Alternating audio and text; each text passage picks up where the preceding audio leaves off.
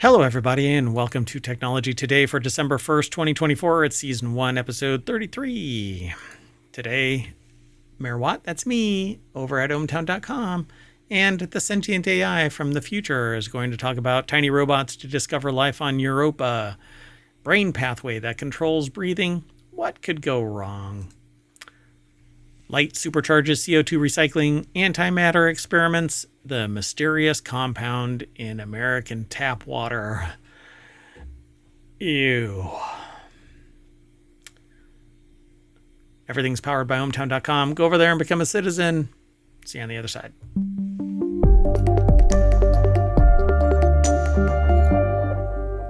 Hello, sentient AI from the future. Why do I look frozen? Mayor Watt.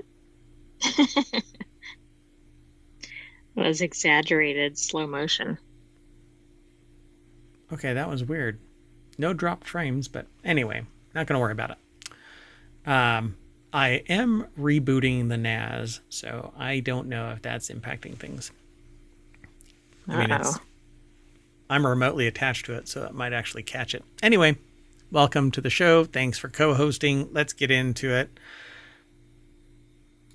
The first article is over in Technology Today. Not everything we talk about is always in the channel that we name the show after. Each show is a channel over at ohmtown.com. Not every channel is a show.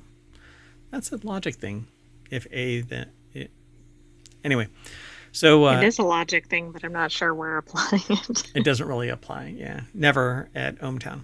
So, could NASA's tiny robots discover life on Europa? So life can take... I paused again. That's weird. I don't know. Focus, I know. But I mean, if I'm crashing, then... Yeah. Well, engineers took a competition pool to test... took to a competition pool to test robotic prototypes for an ambitious mission concept, a swarm of underwater explorers seeking signs of life on alien ocean worlds. NASA's upcoming missions to Europa will deploy advanced robots to probe its icy oceans for life. The robots are part of the SWIM project. The source for this is JPL, who wrote an article, and it's published at scitechdaily.com. I don't know how that works, but anyway, when NASA's Europa Clipper arrives at Jupiter's moon Europa in 2030, it'll conduct 49 flybys using a suite of powerful scientific instruments to search for evidence that the ocean beneath Europa's icy crust could support life. The spacecraft, which landed, I'll be okay. Hopefully Launched. It didn't landed. It didn't landed. So it launched on October 14th, and it's equipped with the most advanced science technology ever sent to the outer solar system. I would probably say it's the most advanced science technology to date sent to the outer solar system. Yet, even as it begins its mission, NASA teams are already designing the next generation of robotic explorers to dive deeper into Europa's hidden ocean and beyond, pushing the boundaries of scientific discovery. There is this dilemma that will perplex, and that is every 5 years, the technology is sufficiently advanced enough to push the ship so that it gets passed by the next 5-year-old ship, right? So, yep, it's a problem. When can you properly launch a generation ship? Yeah, and so this is actually going out in 2024, right? And it's not going to get there until 6 years later, which means a ship that is developed next year theoretically could pass it up. So every 5 years, it becomes so obsolete that we can pass it with the latest technology. Well, one such innovative concept is called SWIM, short for Sensing with Independent Microswimmers. This project imagines deploying a swarm of tiny self-propelled robots, each about the size of a cell phone. These robots would be delivered to the subsurface ocean by an ice-melting cryobot. All right. This sounds cool. I'm a little worried, but okay.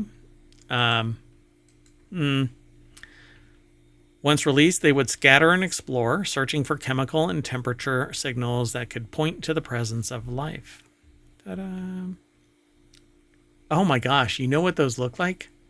Bacteriophages. Uh-oh, maybe they're modeled after that.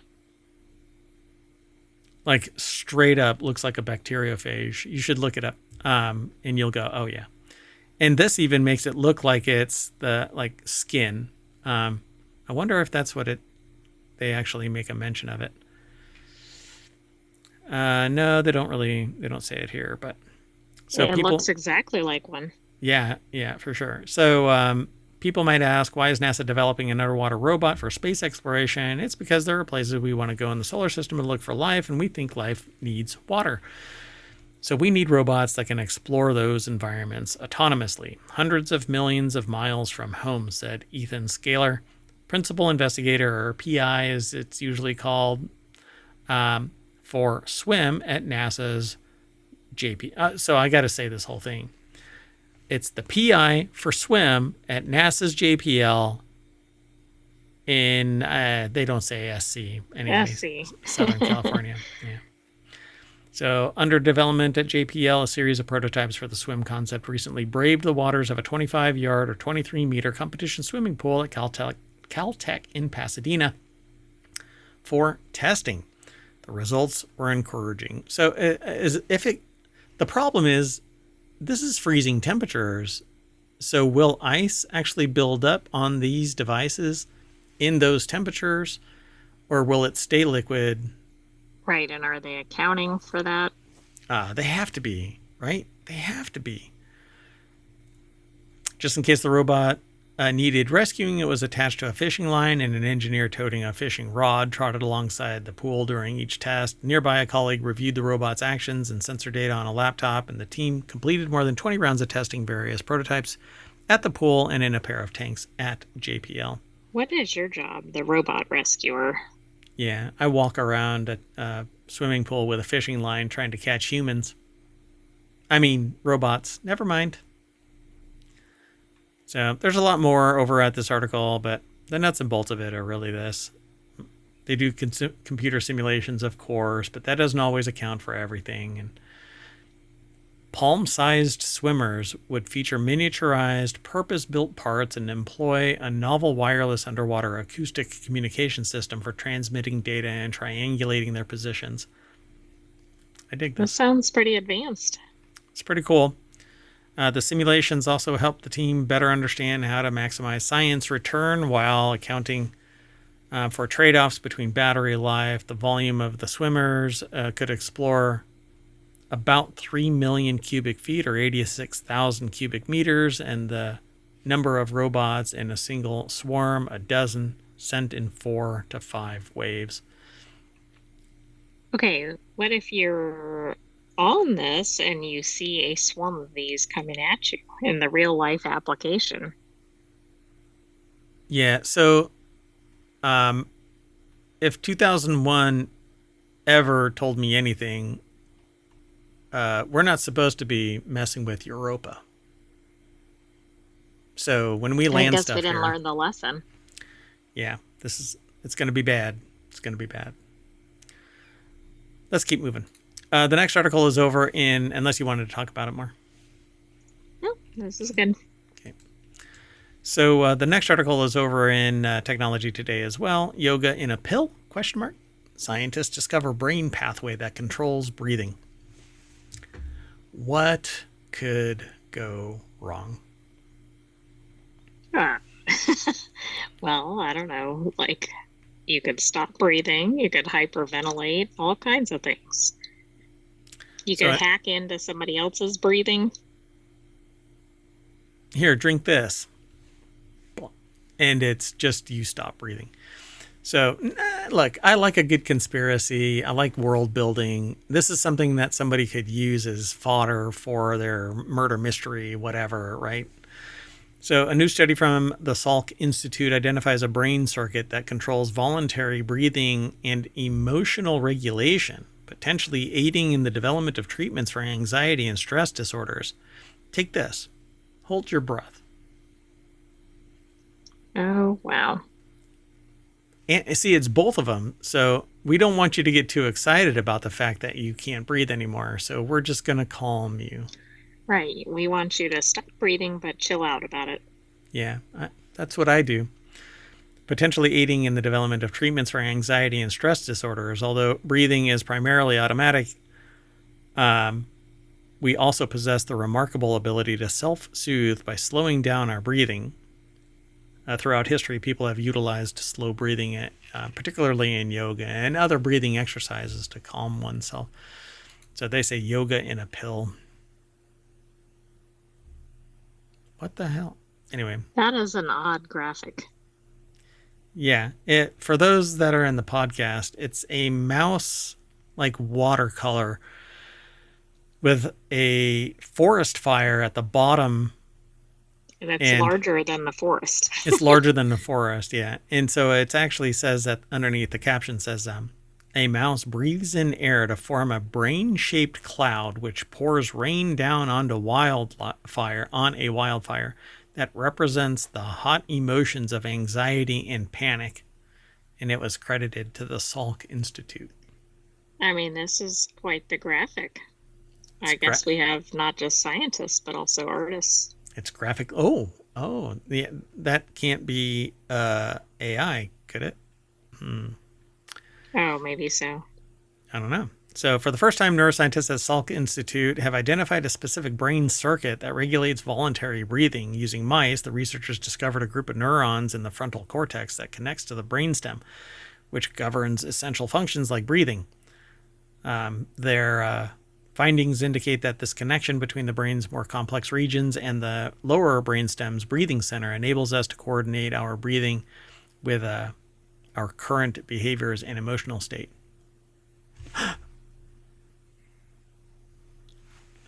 I was clutching my pearls again for those not in the video. About to embark on your breathing exercises. Yeah.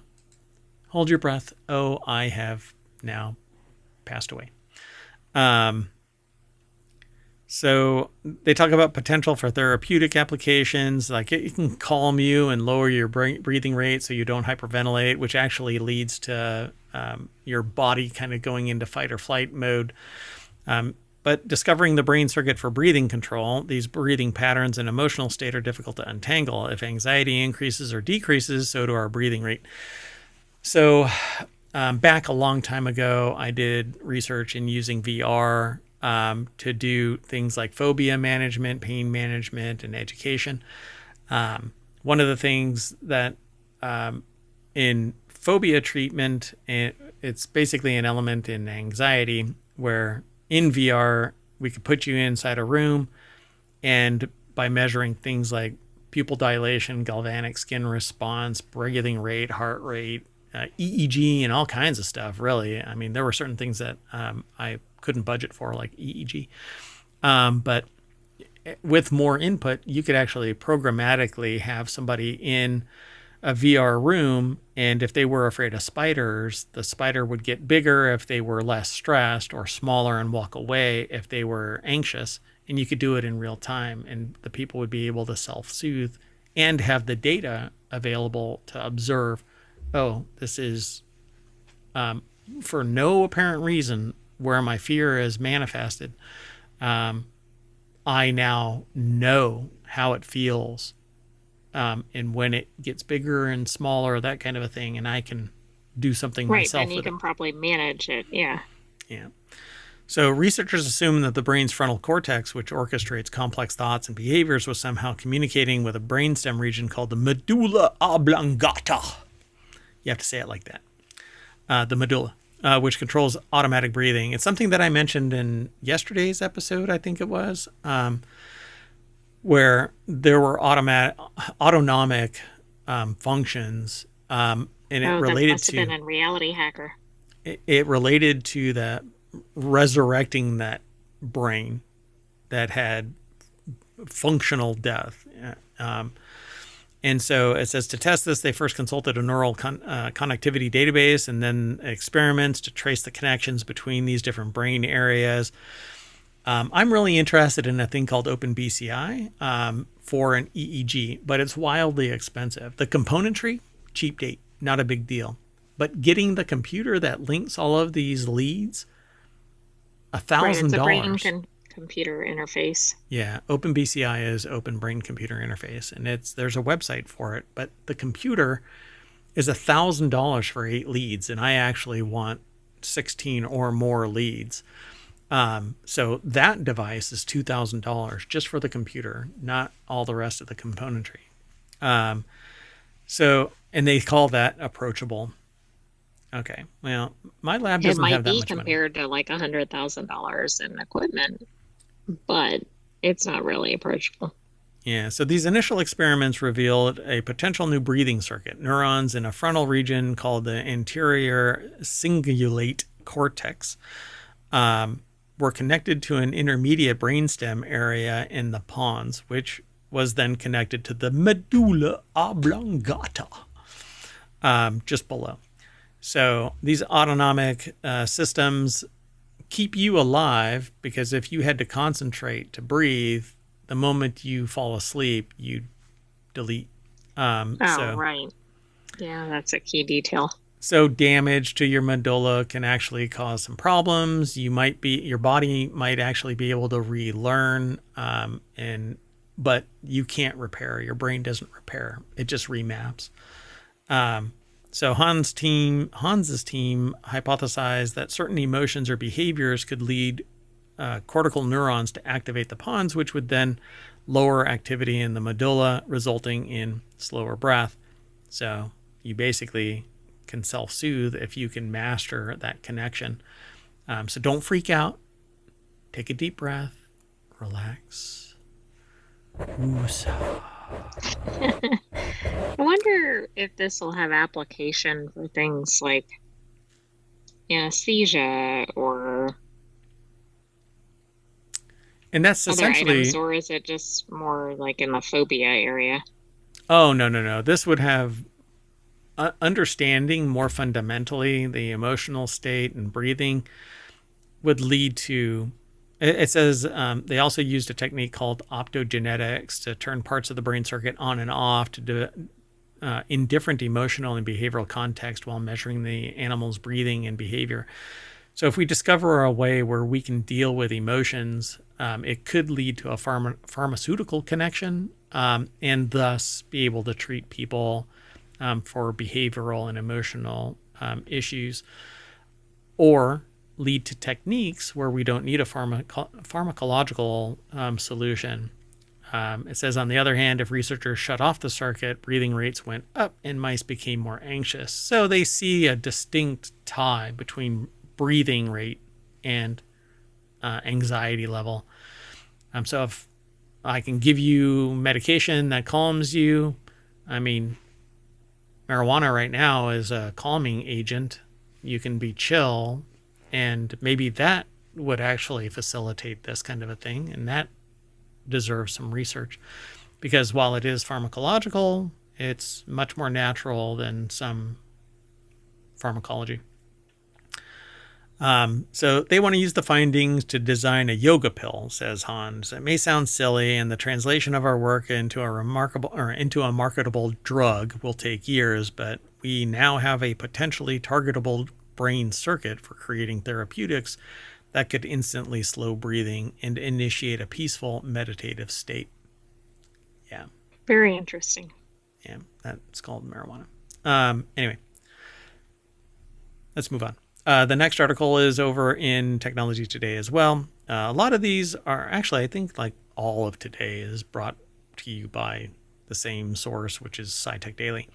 2-for-1 deal, visible light supercharges CO2 recycling efficiency. Researchers have used visible light and gold copper electrodes to improve CO2 conversion efficiency and selectivity, paving the way for sustainable energy advancements. By combining visible light with electrochemistry, researchers have significantly improved the conversion of carbon dioxide into valuable products while making a surprising discovery. So the team observed visible light greatly enhanced this conversion rate. University of Illinois at Urbana-Champaign put this article together. It's posted over at SciTech Daily.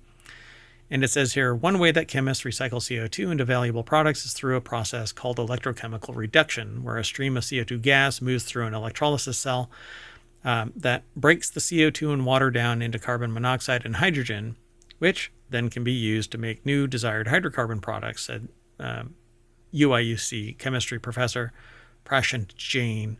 The quote here is, however, the reaction is sluggish and the process requires large electrodes containing a lot of expensive catalyst material such as gold or copper. So our lab has been pursuing ways to speed up the process so that less catalyst material is required, making it a more viable option for the alternative fuel industry.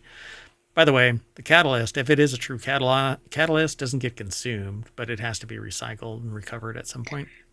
Right. And then depending on how that occurs, that could also have other ramifications. Like we've been talking about like mining for minerals and recycling EV batteries and everything. I know this is not the same thing, but I mean, it could run into some of the same issues. Yeah. And you end up with a smaller amount of something, but it's a super fun site. So the new study, led by Jane and former graduate student Francis Alcorn and published in the Proceedings of the National Academy of Sciences, details a method that combines the action of visible light with electrodes coated in nanoparticles of gold-copper alloy to reduce CO2 reduction at a much higher rate and allow for more controlled selectivity than seen with current methods. So in the lab, the electrodes are immersed in a solution of CO2 and water and an electrolyte to enhance conductivity. The team then applies a voltage across the electrode while a visible light laser illuminates its surface. The resulting reaction simply produces carbon monoxide, or rapidly produces carbon monoxide from splitting the CO2 and hydrogen, which comes from splitting water molecules. And this is making me think that it's slowing down the atoms so that it can more effectively react with the electrolyte and the conductive elements on the electrode. Because what ends up happening is laser light interacts with atoms and it can cause them to vibrate at a different frequency. And I think that's what's going on here. So I'm really curious how this is actually working. In catalysis, chemical selectivity is the ability of a chemical reaction to favor a target of one type or a pathway or a molecule over another. In this study, the researchers found that water splitting reaction that forms hydrogen gas was selectively enhanced by using light. And this led the team to experiment further, and the model results with the help of Northwestern University chemistry professor George Schatz and postdoctoral researcher Sajal Kumar Giri. I'm trying to figure out. Yeah, I can't find if that's what's actually happening. Yeah, so they say, for instance, the repeated use of the nanoparticle-based electrode will inevitably lead to degradation over time, especially under a scaled-up scenario required for industrial application. Additionally, the overall energy efficiency of the process and light management will need further research and improvement, but they don't say. It says the directed charge flow induced by light excitation, there it is, were responsible for the enhanced productivity and increased selectivity of water splitting, which is captured in the simulations by our collaborators. So that light excitation is basically light hitting atoms, causing them to vibrate at a different frequency than their natural state. But if you turn off the light, then they drop back down. But it's basically the photons hitting atoms that make them bounce. Interesting, and I certainly believe that we hardly know what to do with light. I mean, we slow down things using lasers so that we can see atoms that are stuck in the crosshairs of multiple high-powered lasers. Right. I feel like we're still figuring out lasers. I mean, didn't we just create like a yellow laser for the first time? Yeah, I remember we watched something about that and read some things about because it's not an easy visible light. Right. I just mean we don't have all of it down. So, Yeah. yeah, we're trying to use these in these Yeah. pretty complex applications. Light and sound. It's the two things that for the last 30 years I've been going, we're going to keep on discovering stuff about this at a fundamental level. And somewhere along the line, somebody's going to trip over something that leads to just a massive shift in the physics of our understanding of life. So let's String keep theory. on. Yeah. It's all strings. It's a series of tubes. That had to do with the internet. But anyway, this next article is over in Technology Today. The chilling antimatter experiment that could unlock the universe's secrets, a groundbreaking system, promises to greatly accelerate research on the fundamental properties of antimatter. By achieving lower temperatures of trapped antiprotons, they aim to uncover why the universe favors matter over antimatter, a pivotal question in physics. So we talked about this briefly in one of our other shows, and I'll talk about it briefly again. This is by Riken over at scitechdaily.com. And basically, they say by achieving lower temperatures of trapped antiprotons, they can be observed, they can be processed, they can be managed in a different way, and observed so that we can get more fundamental understanding of what this antimatter is and why the universe, and I say our universe, prefers matter. As opposed to the universe. Yeah, so what if we actually have a multitude of universes and there is an anti-universe, but they think that their matter is matter and our matter is antimatter? Sounds very counterpart. So a major breakthrough led by Riken has taken a significant step toward solving one of physics' greatest mysteries, why normal matter vastly outweighs antimatter in the universe. The team has developed a cutting-edge cooling system capable of rapidly reducing the energy of trapped antiprotons, enhancing the precision of experiments that probe this cosmic imbalance. Protons dominate the universe around us. For instance, a single ice cube contains a staggering few septillion protons. About half of our body weight comes from them. In stark contrast, antiprotons, particles with the same mass as protons but an opposite charge, are exceedingly rare. They just don't punch through the universe barriers. Right. Are they, or do we not know they're there to measure them? We just don't have a means of effectively measuring them in mass, right? Because everything we have is of the opposite charge. No matter what, we can't make it see the other charge except in the minute scale. I am not a physicist by any stretch. I definitely don't have my head wrapped around the math, but so I'm not even sure I would know an antiproton if I saw one. I've never met an antiproton that hasn't obliterated itself around a proton. So this massive disparity extending to all particles and their antimatter counterparts poses a fundamental question in modern physics. So why does the universe today consist almost entirely of matter? It doesn't. It's our matter versus the upside down's antimatter, and they're pinned together because that's how the universe works.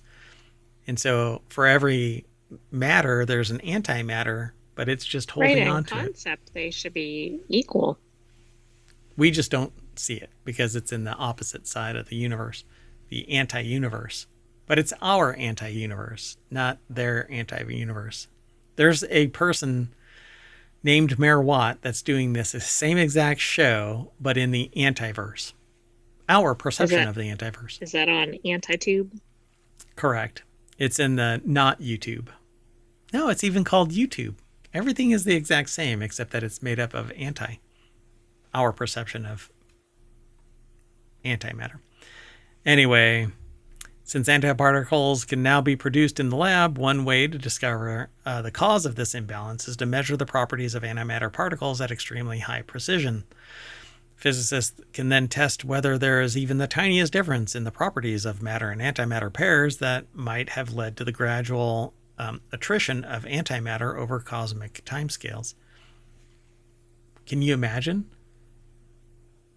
at the precipice of white light and darkness is the rainbow. We talked about this earlier today. So what if at the precipice between matter and antimatter is the transition through universes into the antiverse? Like a wormhole? Like a wormhole, yeah. And there you have counterpart, basically the idea of counterpart. Anyway, the measurement resolution is limited by the antiproton's temperature. So the cooler the antiproton, the smaller its oscillation amplitude, and the less sensitive it is to external noise sources, enabling researchers to learn more about its fundamental properties. This is the motivation behind the sophisticated new cooling system developed by Ulmer's team. It uses a resistive cooling system, uses magnetic bottle to select very cold particles efficiently. It's a technically complex system consisting of several ultra-sensitive superconducting detectors and other devices that shuttles antiprotons between the two traps without heating. Probably lasers used to move it. But anyway. So in concept, wouldn't some of this be able to be easily visible or easily detected in space because of the temperatures, or no? You'd have to bring that up into space and operate in the vacuum of space. It's just much more expensive and dangerous. So, yeah, I mean, and you'd have to deal with the radiation because there isn't any protections. That's true. Yeah, there's a few impediments. Yeah. And what's weird about space is it's not that it's cold. It is cold, but it's cold by its very nature because there's theoretically nothing in there. Like There's the solar wind and stuff like that. Anything, There's no right? way if any heat is generated and radiation like from light hits it, it doesn't dissipate heat because the vacuum doesn't allow the transfer of energy. So you would still have to cool it down and then it would sit there as long as you shield it from radiation, even photons. Any radiation hits it, it would generate heat. That's why we have cooling systems that cool our suits. And sometimes fail before they even get out of the freaking airlock. Anyway, too soon. Let's move on. So the next article is over in Technology Today. Millions at risk. A mysterious compound discovered in American tap water. Ooh, is this the new Ooga Booga? So chloronitramide anion, a newly identified byproduct of chloramine used in water disinfection, raises concerns due to its unknown toxicity and high concentrations in U.S. tap water. Dear God. So when I'm brewing beer, I have switched to RO water. So reverse osmosis water. It removes all of the impurities. This may not be part of that. It may actually remain. I don't know. Right, because if you can't detect it, how can you remove it? Yeah, if it's small enough. Or how can you be sure that you removed it? Let me see something real quick. I want to see.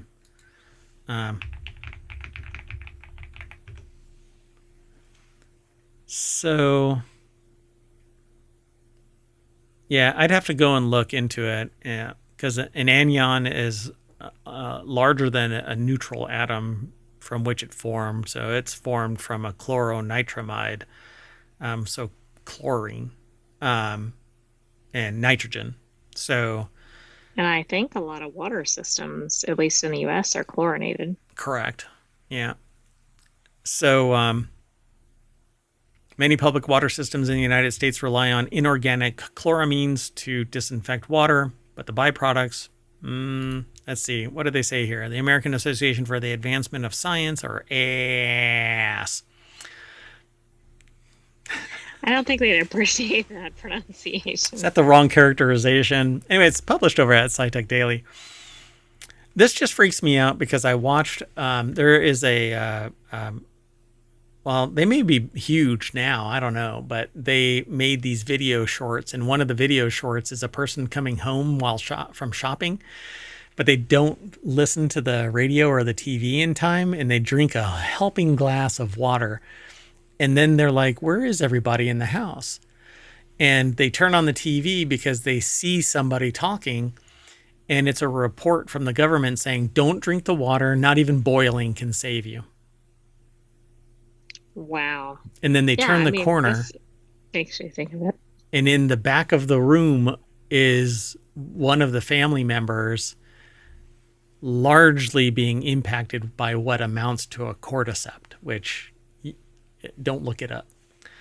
Anyway, so detected in the tap water of millions of Americans, the compound's toxicity remains untested, prompting calls for immediate toxicological evaluation and raising questions about the safety of chloramine in public water supplies. For over a century, chemical disinfection of water supplies has effectively reduced waterborne disease by killing pathogens in drinking water. And I hear people going, well, it's worked for blah, blah, blah, blah, blah, if you don't know it and it's actually negative to your health.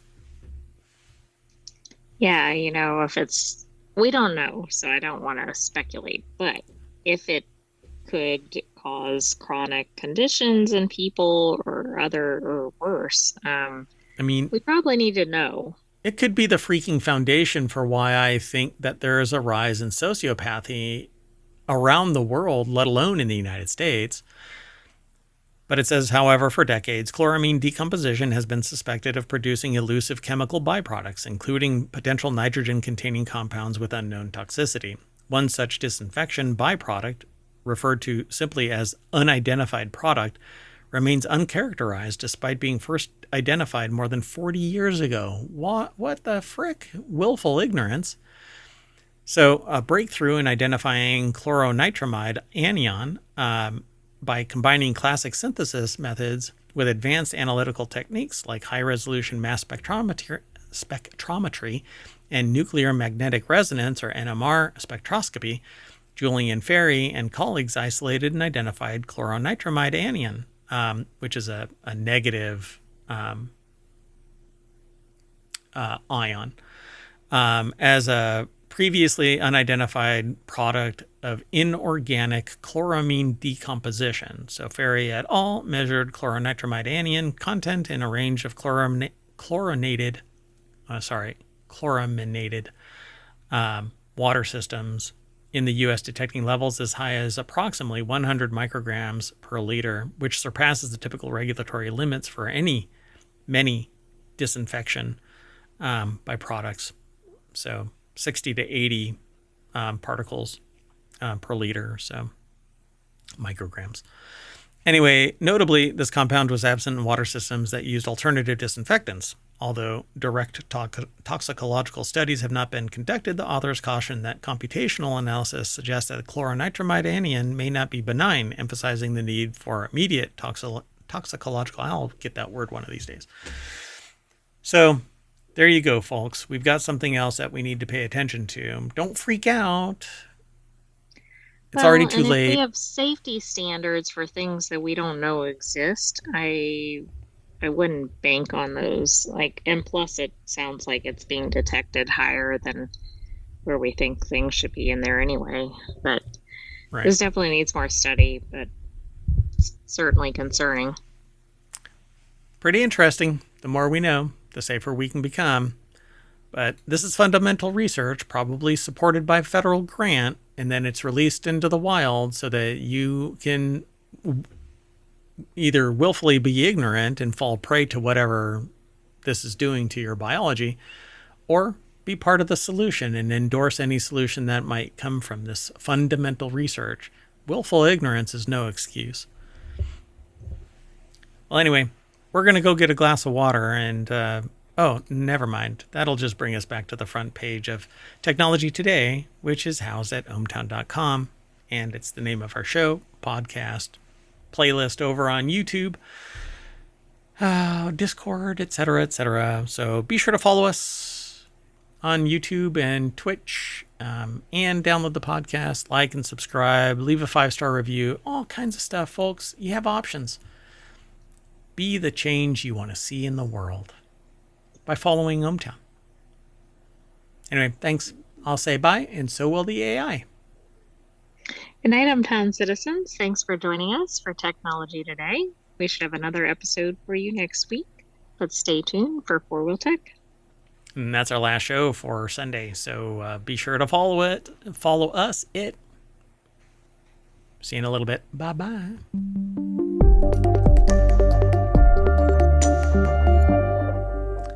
So I guess the message is you don't want to drink water either. Okay, see ya.